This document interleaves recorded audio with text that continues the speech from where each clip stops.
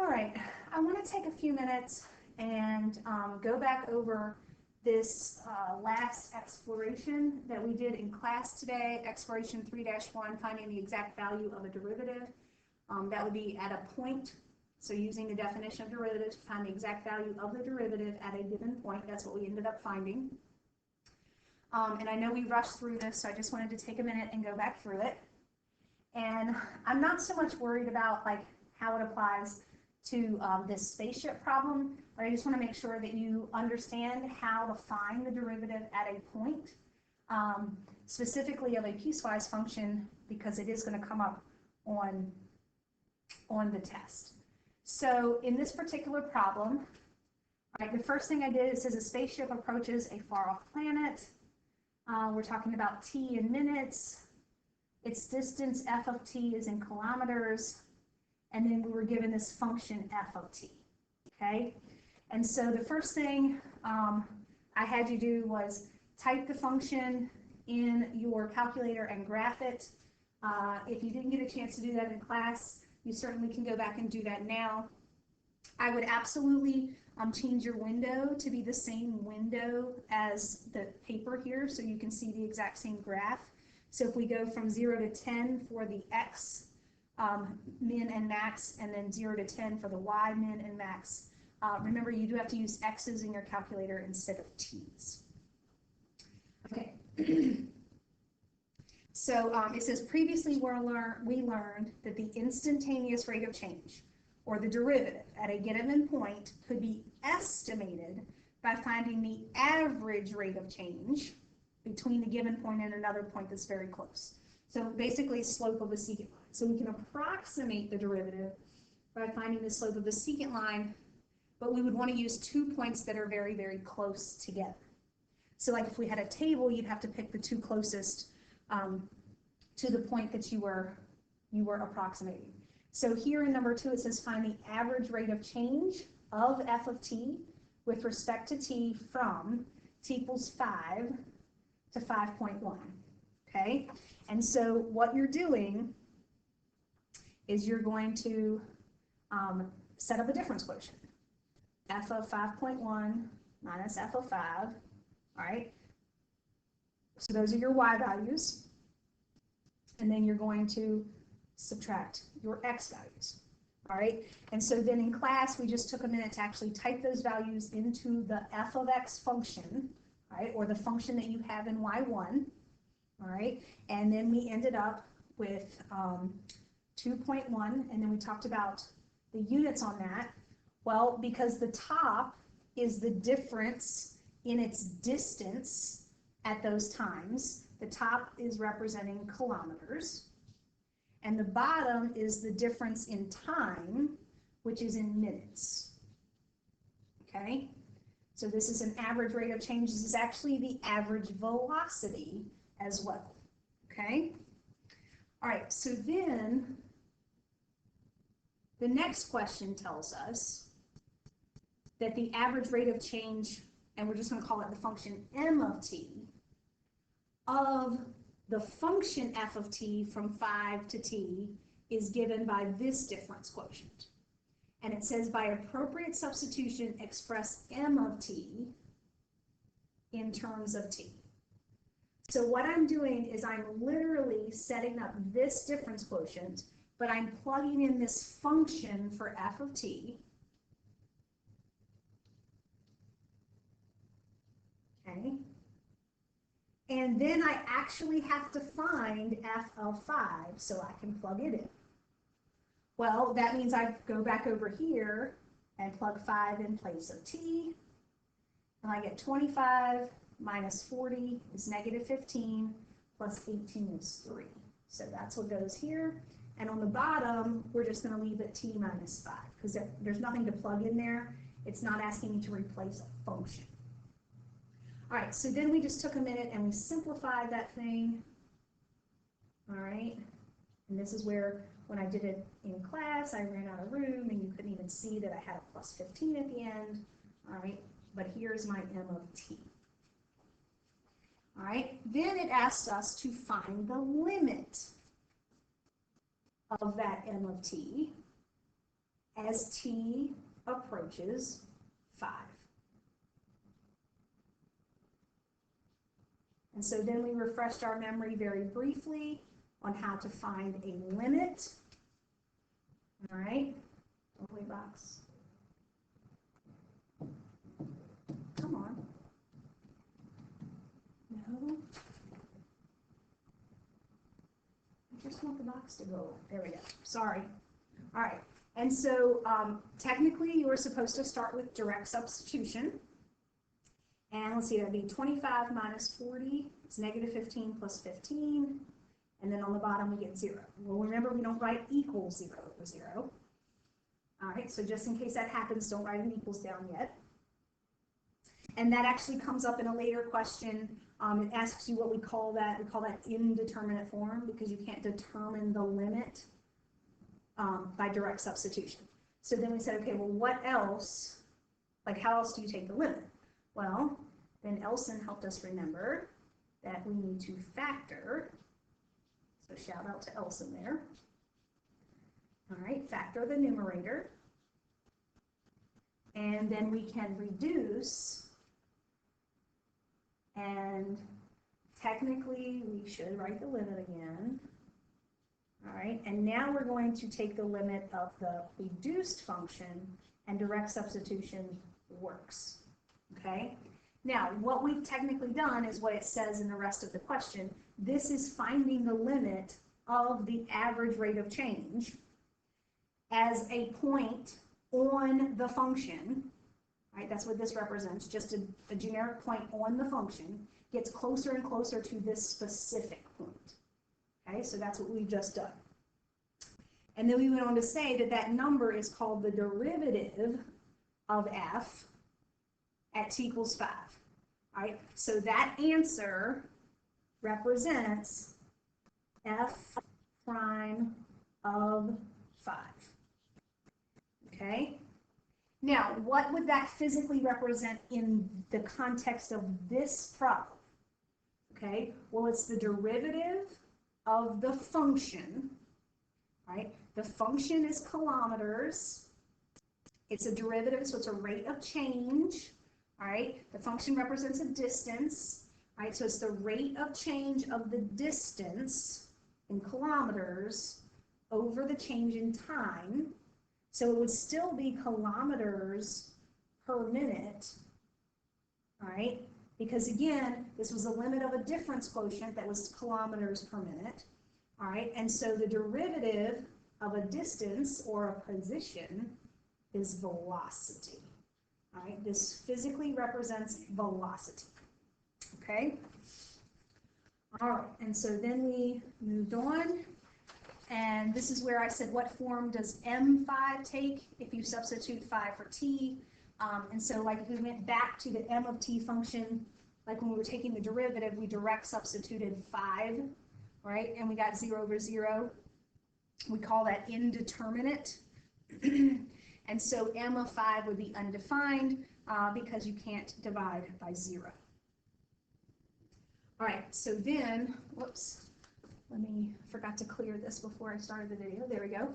All right, so then we moved down, and it says on the graph, plot a line with the slope equal to the derivative we just calculated. So we need a slope of 2 passing through the point that's marked on the graph where t equals 5. So the point is marked at 5, 3, and I want to plot a slope of 2. Every block is 1. So let's see. Is it going to work for me? I thought I clicked on it. So down to right 1. There we go.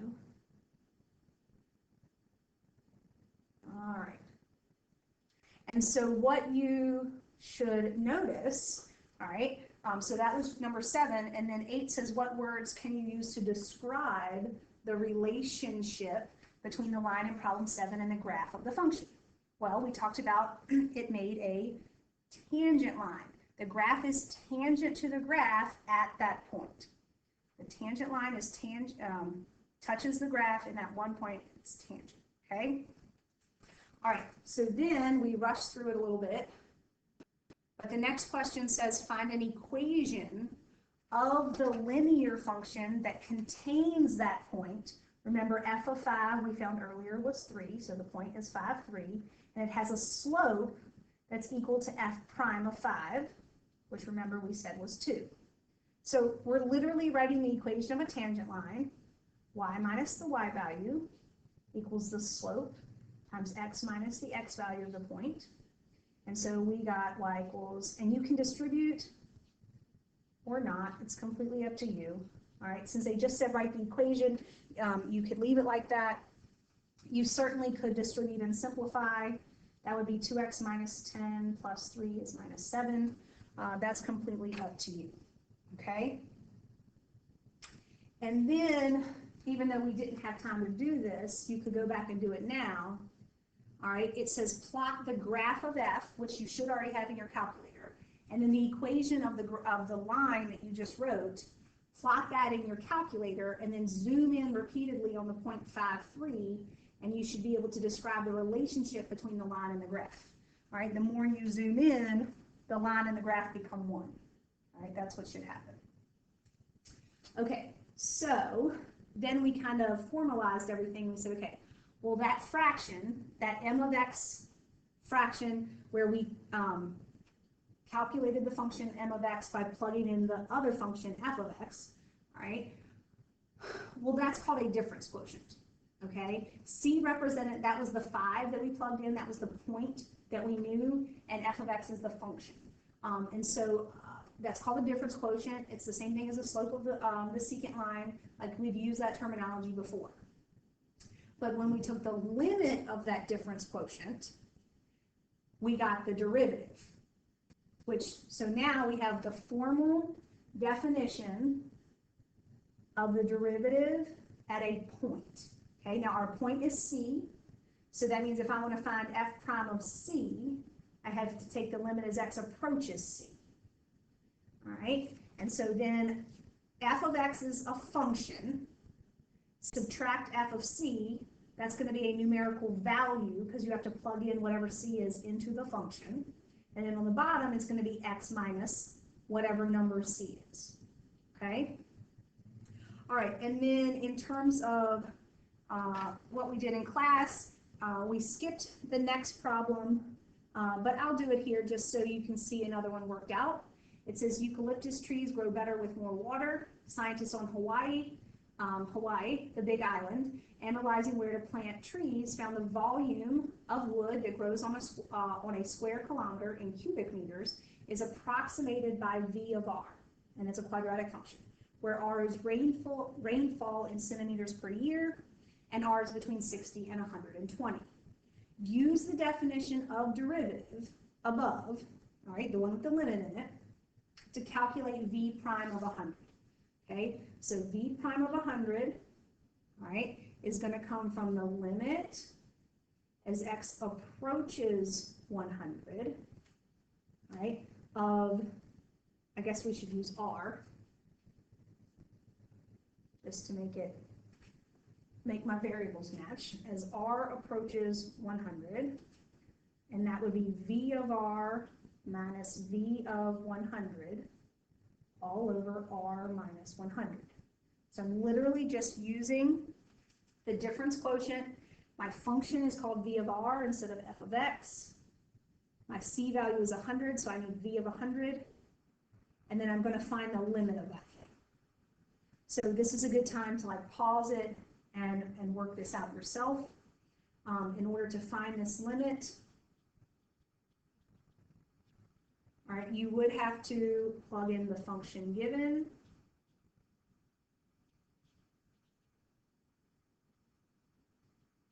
All right, then find V of 100, so you can plug that in.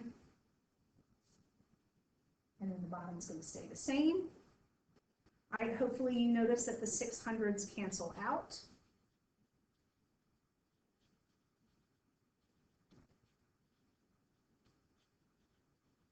And then I need to figure out if I direct substitute now to take the limit.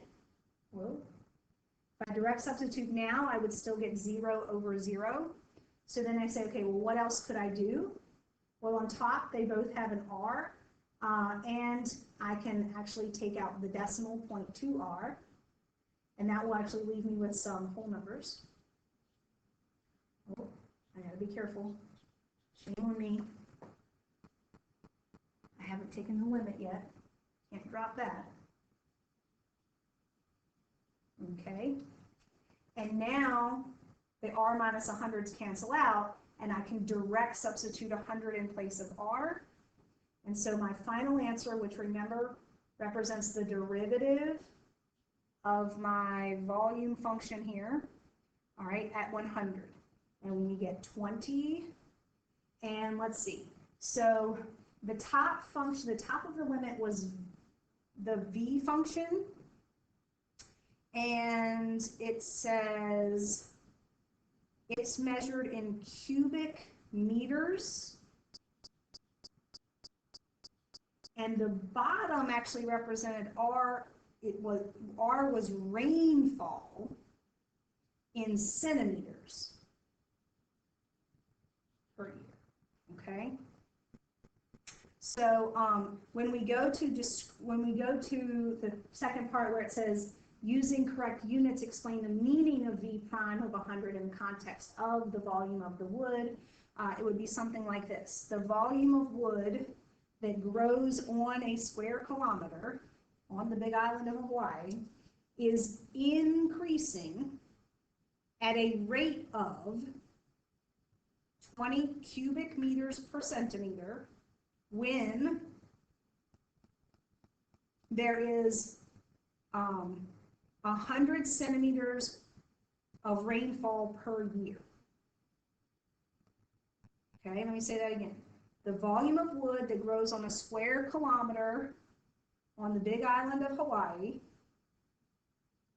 is increasing at a rate of 20 cubic meters per centimeter when there is 100 centimeters per year of rainfall,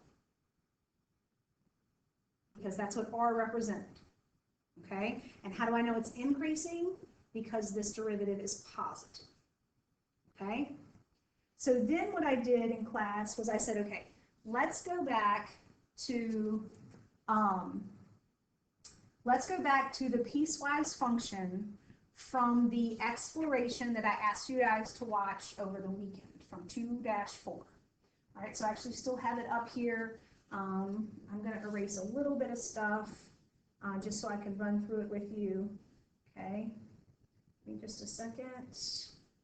And we'll come back to all of this. Okay, so I said, all right, what happens if you have a piecewise? All right, and again, this is the one from that exploration. So if you go back to that, we found that the only way to make f of x continuous, because originally, if you go back to that exploration, this was k, but later on in the exploration, we found that the only thing to make it continuous was 1/3, all right? And then we talked about that made it continuous, but it wasn't differentiable. And we looked at the graph to prove that it wasn't differentiable, and we said it wasn't differentiable because of a cusp, okay? But you're not always going to be given a graph, all right? And so if you're not given a graph, you can't talk about the way the graph looks, all right? So a cusp means the left-hand derivative does not equal the right-hand derivative. So the only way to prove whether this function was differentiable or not is to actually find the derivative on the left and the right. And the only reason we have to do it separately is because it's a piecewise function that changes. If it was a single function, just regular old f of x equals one thing, we would not have to worry about a left and a right, okay? You would just use the difference quotient formula and take the limit and you'd be done, okay?